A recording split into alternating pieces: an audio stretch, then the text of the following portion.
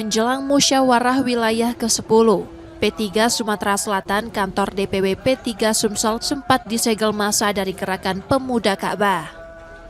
Aksi tersebut dilakukan sebagai penolakan terhadap pelaksanaan musyawarah wilayah.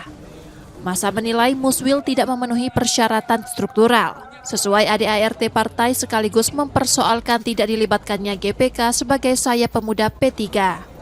Situasi sempat memanas sebelum akhirnya dilakukan mediasi.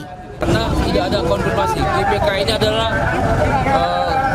apa yang bisa dikatakan garda terdepannya P3, Gerakan Pemuda Ka'bah. Artinya kami ini adalah pansernya P3. Kenapa kami tidak dikonfirmasi dengan ada kegiatan Muswil ini? Padahal kami bisa menjaga keamanan di sini.